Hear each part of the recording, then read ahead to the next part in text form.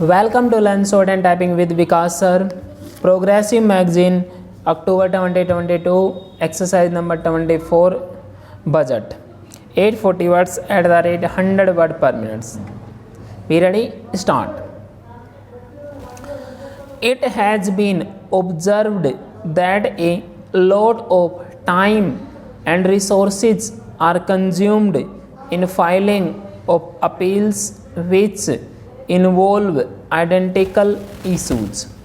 Taking forward our policy of sound litigation management, I propose to provide that if a question of law in the case of an SSC is identical to a question of law which is pending in appeal before the jurisdictional High Court or the Supreme Court, in any case the filing of further appeal in the case of this SSC by the department shall be deferred till such question of law is decided by the jurisdictional High Court or the Supreme Court. This will greatly help in reducing the repeated litigation between taxpayers and the department.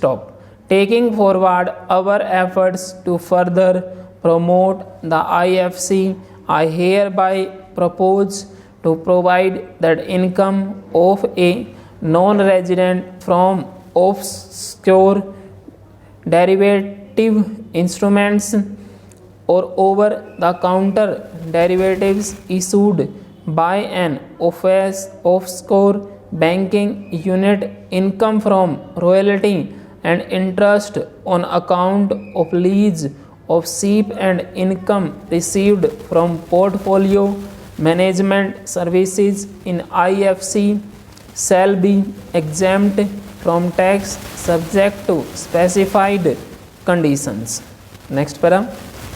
In the globalized business world, there are several works contracts whose terms and conditions mandatorily require formation of a consortium. The members in the consortium are generally companies. In such cases, the income of these AOPs has to suffer a graded surcharge up to 37%, which is a lot more than the surcharge on the individual companies. Accordingly, I propose to cap the surcharge of these AOPs at 15%. Further, the long-term capital gains on listed equity shares, units, etc.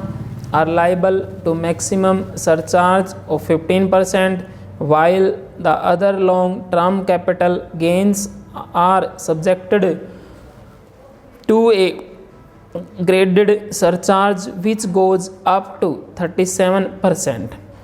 I propose to cap the surcharge on long-term capital gains arising on transfer of any type of assets at 15%. This step will give a boost to the start of community, and along with my proposal on extending tax benefits to manufacturing companies and start-ups, reaffirms our commitment to Atmanirbhar Bharat.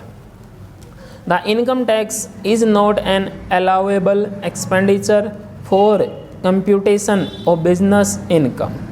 This includes tax as well as surcharge. The health and education cess is imposed as an additional surcharge on the taxpayer for funding specific government welfare programs. However, some courts have allowed. Presently, there is ambiguity regarding set of or brought forward laws against undisclosed income detected in search operations. It has been observed that in many cases where undisclosed income or suppression of sales etc. is detached, payment of tax is avoided by setting off of losses stop. In order to bring certainty and to increase deterrence among tax evaders, I propose to provide that no set of any loss shall be allowed against undisclosed income detached during search and survey operations. It has been noticed that as a business promotion strategy, there is a tendency on businesses to pass on benefits to their agents. Such benefits are taxable in the hands of the agents. In order to track such transactions, I propose to provide for tax reduction by the person giving benefits if the aggregate value of such benefits exceeds rupees 20,000 during the financial year.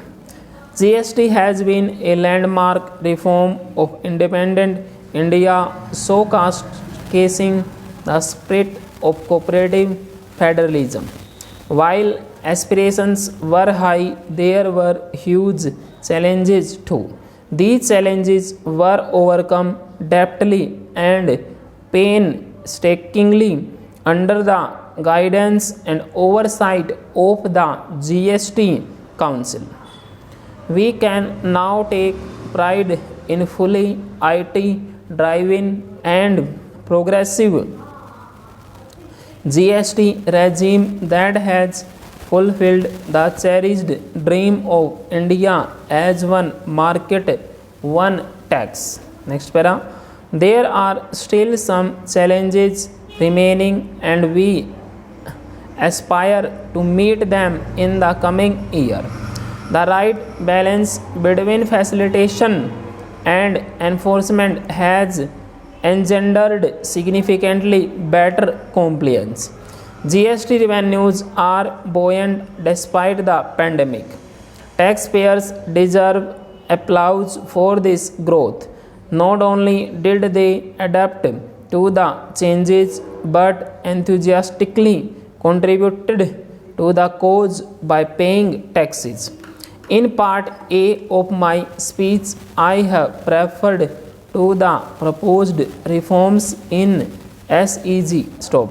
Alongside, we will also undertake reforms in customs administration of SEZ and it shall henceforth be fully IT driven and function on the customs national portal with a focus on higher facilitation and with only risk based checks. This will ease doing business by SEZ units considerably.